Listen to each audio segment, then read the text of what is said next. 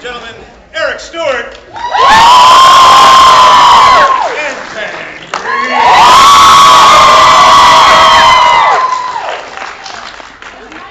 The mics will be better when they're on.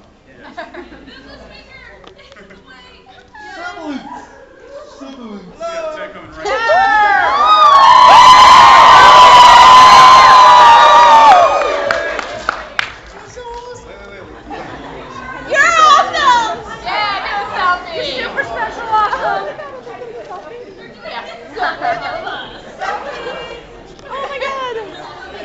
Okay, now pretend you really like us, okay?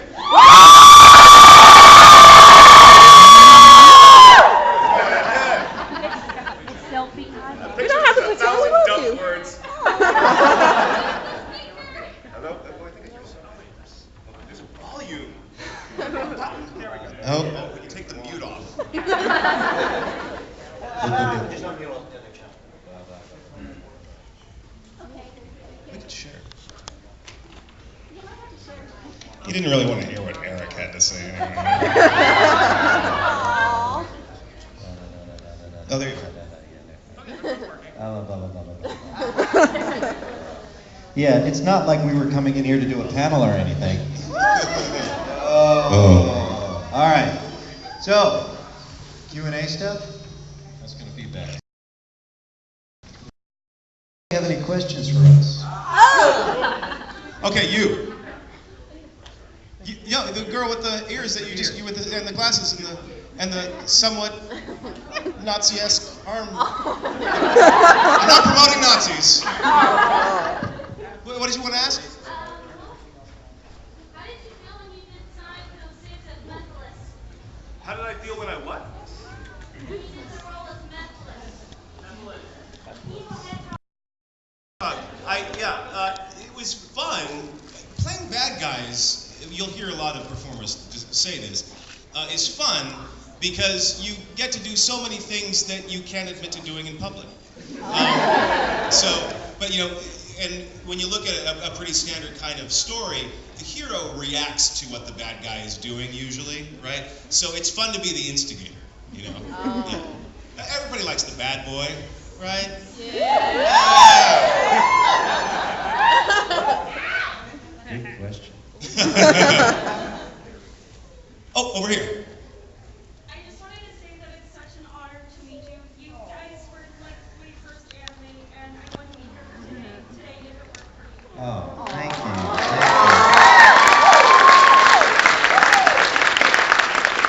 We are definitely truly humbled by that, though, just so you know. I mean, when you say things like the voice of our childhood, stuff like that, it actually does mean something to us, so we do not take that for granted. Yeah, just to expand on that, we do what we do because we have certain aptitudes that allow us to do this kind of work, and we show up and we do a job. And the idea that I would have fans of any kind is so surprising to me, not because I have terrible self-esteem, that's a whole other panel for a different time. That's on Sunday. Yeah, right. But because, you know, that's as surprising to me as like a plumber having lots of people say, dude, my sinks, they work awesome! That was great the way you made the pipes work. You know, I'm showing up and I'm doing a job, and I had the great fortune to work with Eric on the show. Well, Mario is popular. But that is so precious to me. Thank you. Yes, with the headphones. What's it like being the voice of an actual Pokemon? Of an actual? Are they real? Eric, have you been holding out on me? Did you know? Unfortunately, that's what Brock makes his jelly donuts out of.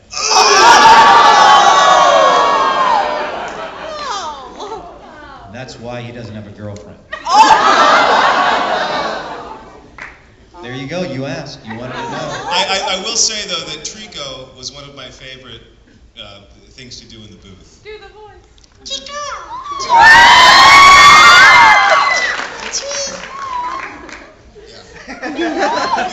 was it like playing multiple characters in one show? Oh. It's fun. It's fun. Finally, enough things for my different personalities to do. I was doing Yu-Gi-Oh! And then Samurai Deeper Kyo came along. Another split personality, and I was like, maybe I gotta go back to therapy. Am I getting typecast as the guy? it's great to have a variety of different things to play, so the more the better. I mean, and Eric's obviously has tons of that. Yeah, I mean, Brock and James, that's great. Right. The good thing is we dub one at a time. I've only had to do James and Brock at the same time. I once had to do a radio interview, a phoner, where they wanted to talk to me, Eric Stuart, and Brock and James, and I had to sort of ping pong with them. The good thing was that it was about 6 o'clock in the morning, so I wasn't quite awake yet. And I think that was the only way I could really focus. In the back, you, sir. You. Okay. Did you voice Vector in the Shout Hedgehog game? I'm not sure. I know that sounds like a lame answer, but it's unfortunately true. You, sir. Do you remember the episode of Yu-Gi-Oh! Where they explained the ancient Egyptian, do you believe in reincarnation?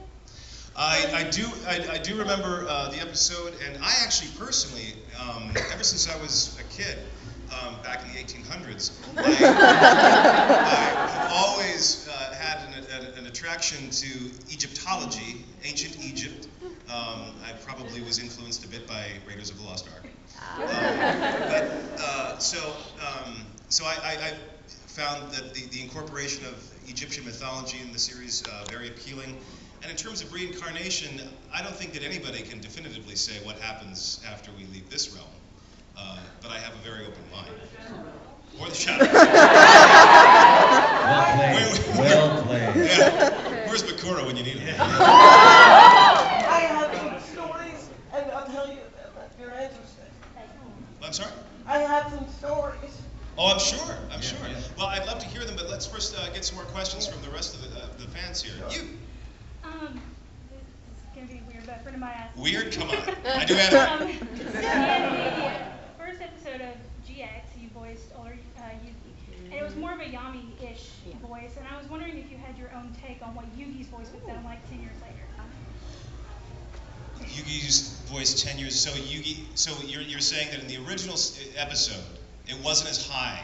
The voice wasn't as high as it became. Right. And so what would happen if that high voice actually grew up and went through puberty? Right. Probably sound a lot like I sound right now. But that's an interesting point. So in that, you'll notice in a lot of shows, like The Simpsons, if you watch the earlier episodes, they don't sound exactly like they sounded much later on. So there's a process of finding what's right for the character, and this is influenced largely by the producers and the directors. So what I do as a performer is try to satisfy as best I can those demands. I am not the kind of actor that goes in and says, no, it must be this, and that's all I'll do, and whatever it is. So there was, some inconsistency there, but I think ultimately we serve the story and the character. Yeah. Do you want to call? No, keep going, Dan. Okay, I got a skill. I got a talent. Yeah. You in the back, sir. You in the red shirt.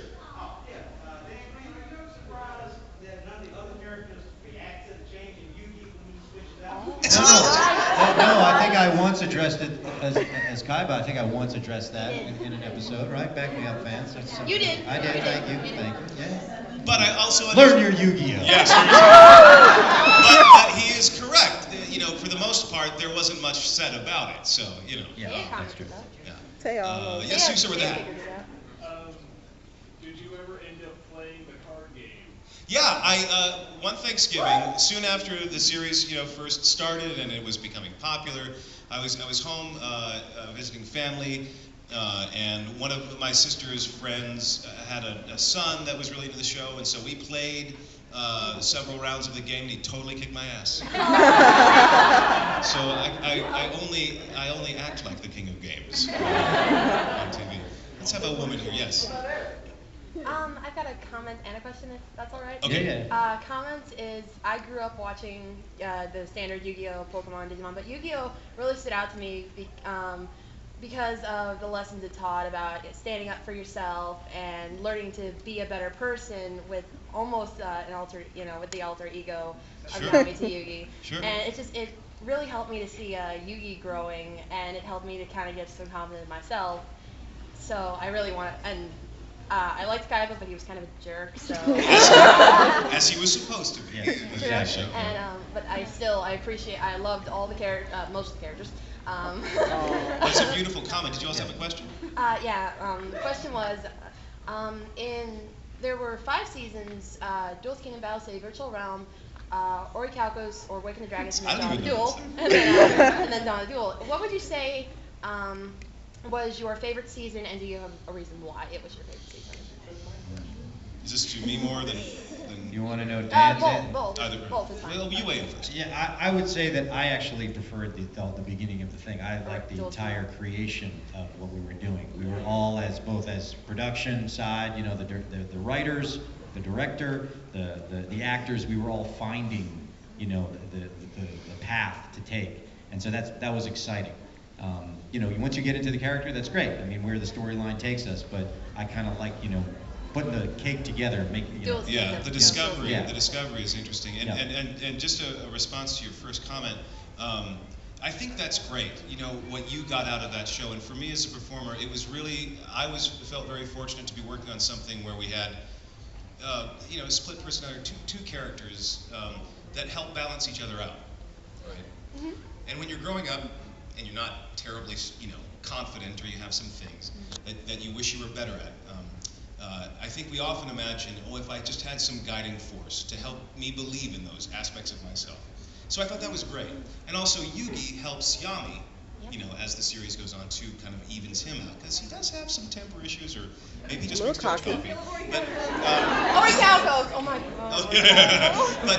But that was great. And also,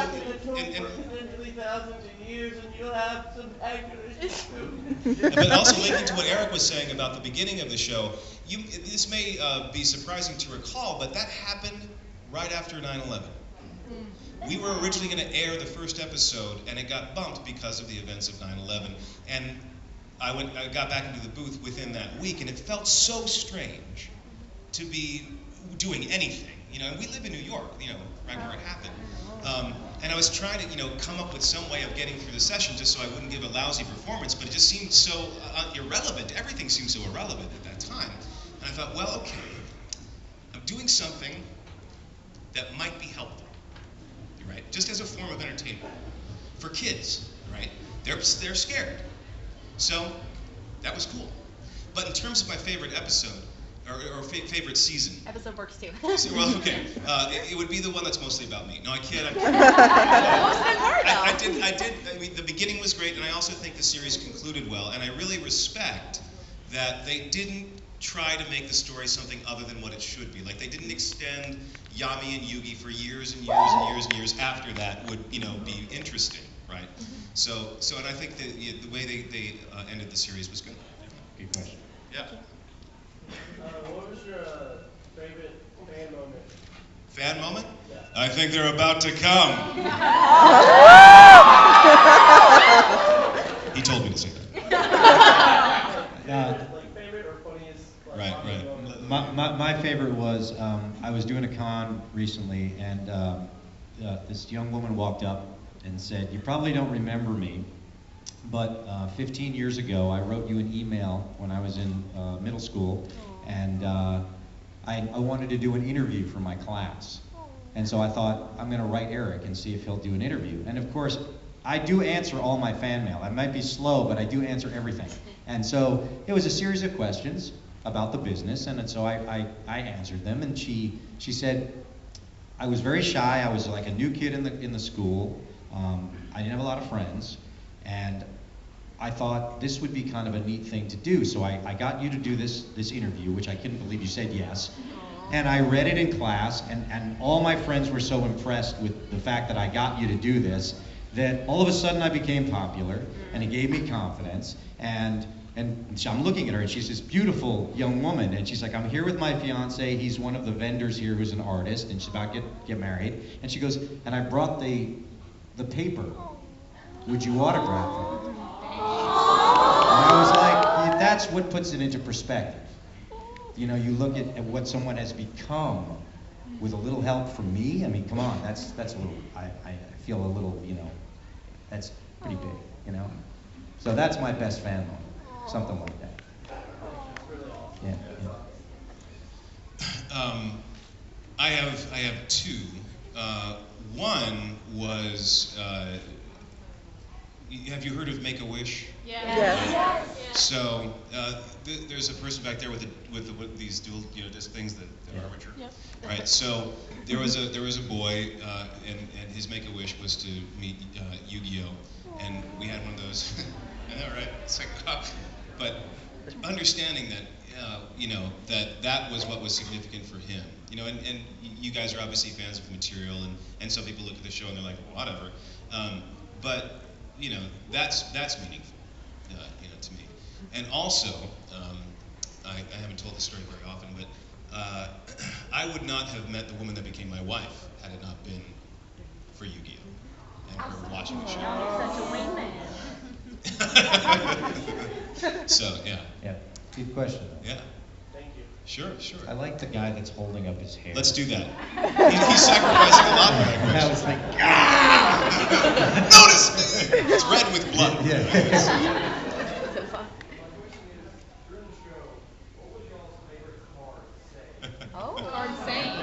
The Blue Eyes White Dragon. I get asked all the time, "Are you tired of saying this?" I'm like, no. If I got tattoos, it would be on my shoulder. That's all I ever say. It's my favorite card. And now thematically, the Dark Magician is linked to the Yu-Gi-Oh! And Atem. But in terms of just actually performing in the booth, it would be Exodia. Yeah. Obliterating is a great word. Yeah. What's that? Say it with emphasis. Okay, you ready? Yeah. Oh no. You want to go first? All right. I'll play my card, then you can kill me with it. Yeah. I play my Blue Eyes White Dragon. Well done, Kaiba. But now that I have assembled all the pieces of Exodia, obliterate!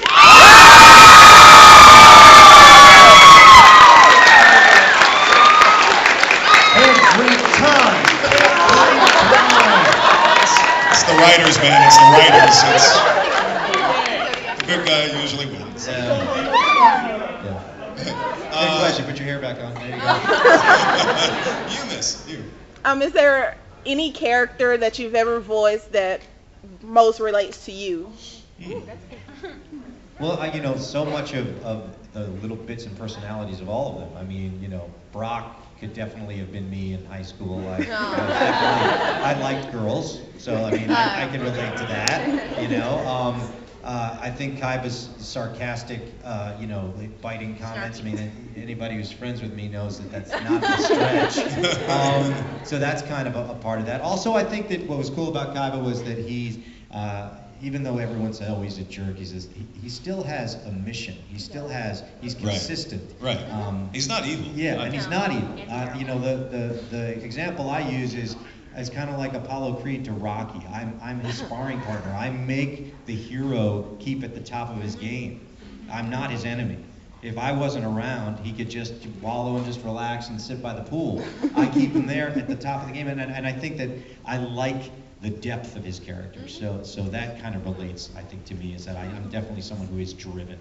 So there's two characters right there. In general, while you always endow parts of yourself into the character, you have to, or else you're not really doing the job right.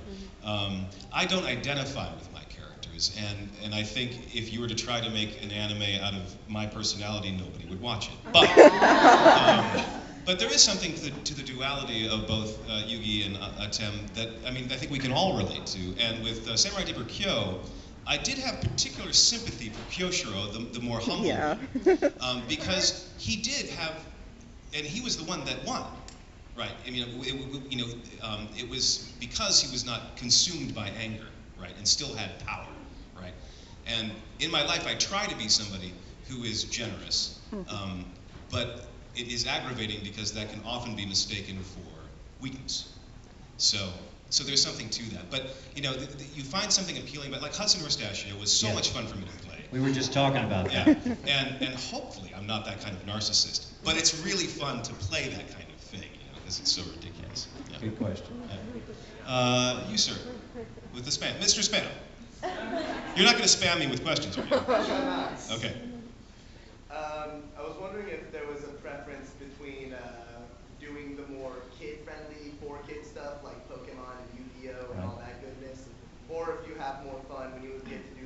mature roles like Samurai Yu-Gi-Oh. Well, I mean, I think as an actor, all of that stuff is, if you want to say it's fun, all of it is a challenge, and it's part of our job. I like the funny stuff a lot. I mean, like playing James and those guys, but a lot of those jokes were double entendres that really were for your parents that had to sit and watch the show with you, right? So that stuff was in there too. I mean, I don't know if I have a preference. Yu-Gi-Oh! Definitely. I remember when I was brought in to direct the Yu-Gi-Oh! From the beginning, and they showed me the first episode, and I said, so this is sort of like Pokemon 90210. That's exactly what I said. Yeah. I said, it's the same sort of, it's just more mature. It's still comedy in there, but It's edgier. Yeah, I don't have a preference. I've always stayed away from things that are inappropriate and that are not family friendly stuff. I don't do that kind of dubbing. So everything that I do is pretty much fan friendly. So I think they're both the same to me. It really depends on the quality of the material, so I would much rather be, now I have a slight preference for things that are a bit more mature, just because that's what I tend to like to watch, but I would much rather be in a well-written, children-oriented, piece of material than a poorly written adult or whatever kind of thing, so, yeah. Good question. Yes, Yugi? Okay, first a comment. I love you. Dad. Don't die! No, and you got the Millennium Puzzle. Right. Also, there's another comment. When I was little, I used to love this show, but everybody at my school, like the people who played it, were guys. So like I pretended to hate it. And then at home, I would just be like, oh my gosh. Like all the girls would be like, ew, why do you like that? So I didn't do it. And like, here's my question. Dan, what does it feel like to have the sexiest voice on the face of the earth?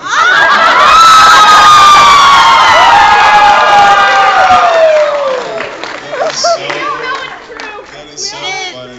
I swoon every time I hear it in Yu-Gi-Oh! I like to say it a little.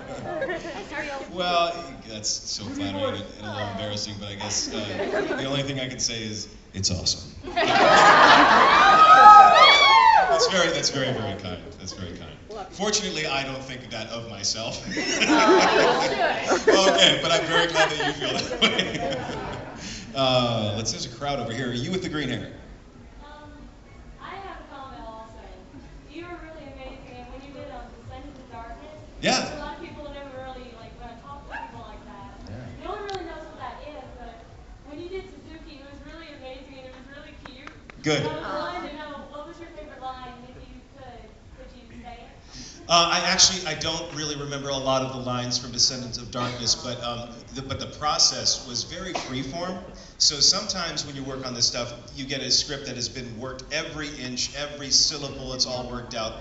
Many times that's not the case. And when I started doing anime, I was working with material where that was not the case. And so what you do is, as a performer, you learn how to extend the line, improvise the material. You're still being true to the story, right?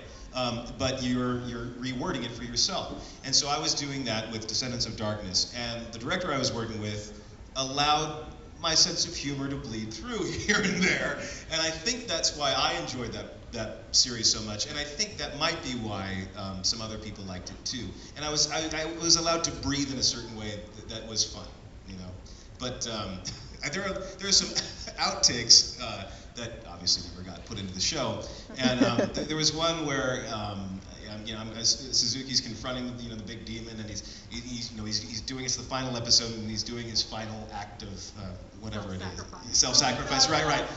But he's doing this this big dramatic thing, and we weren't able to fit the flap right, the mouth moving or whatever, and I was like, okay, I got it, and it's a big dramatic moment, and he says, I validate your parking! It's just one of those fun moments at work, but not a real line in the show. I don't know. There's so many. How about with the purple? Yeah. Purple. Oh. I wanted to thank you guys for being my two best friends to a very bullied 5th grader who really liked the show, and why am I crying? It's okay. It's all right. What are both of you guys' favorite booth moments, either like serious or funny or just random that happened out of the blue? Oh, booth moments. Yeah, booth moments. Well, That's That should be like a series. Exactly. You know, it's not, I won't say it's specifically what the line was, but one of the things that would happen when because a lot of times we dub and then we leave the room and then the next guy comes in and leaves the room, so we see each other in passing. And if you do make a mistake or a funny outtake like what Dan just said, the engineer would sometimes take that line and stick it on the alt track, the special alt track. And we get a series of beeps before we say our lines. So it'll go bip, bip, bip, and when the fourth one should be is when we start talking. Well, you're seriously in your moment, you're getting ready to do a dramatic scene, and the engineer will unmute the funny line that precedes your... So you'll hear boop, boop, I validate your parking! And then you just fall over. And you laugh on the floor for a couple of minutes with the giggles, and you can't work anymore. You're like, I was just about to do the whole death scene, and now I've got that in my ear. So there's moments like that, which are a lot of fun. So, yeah. Yeah, and what Eric is saying is exactly true of my experience and so many of the other people that we've worked with, all of whom have such great senses of humor, so there's almost too many to choose from, and probably so many that I've forgotten. But there is one where this was, I believe it was for, I was portraying Sky in Wings Club.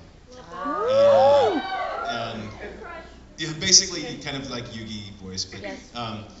so anyway, there was some mouth movement, mouth flap that wasn't quite working, and it was because of sort of less than great animation, right? Although that show was generally well animated. So the mouth movement was kind of like open, open, open, but then we never resolved it, right? And so again, and the writers did their best, and so we're scratching our heads trying to figure out what to do. And I said, oh, okay, I say, okay, I got it, okay. And the line is like something like, okay, then let's go to the palace or whatever like that. And so beep, beep, beep, and I say, okay, let's go to the palace. It matched. You with the red hat. What are your personal favorite episodes of Yu-Gi-Oh! Doing? Yeah. Final duel. Wait, is there a wrong answer? I'll defer to Eric first. No, I don't know It's if hard. I don't know if I have a favorite. Yeah. One that you think of? What? Which one? Well, that was the first season. Yugi has a breakdown, and Kai was able to beat Yugi because he has a breakdown. Yeah, that wouldn't be my favorite. No, I mean, I don't know. There were so many Yeah, great. And I think the earlier ones stand out a little bit more because, like Eric said, we were still kind of figuring it out at the time. It's a more formative stage, and then once you know what you're doing, it's sort of like, okay, a little bit more of a routine. Yeah. There was something though, and it was definitely in the first season, and there's like some trash talk with whoever the opponent is. And so he's saying, oh, I'm gonna beat you, and I said, no, you're not. You think you can beat me? And as Yame, I said, oh, I'll beat you, all right. And I was playing the double meaning, and I was like, and I said, like I'm gonna. And I asked Eric, is that okay? And he's like, no, let's keep that. That's a good question. All right. What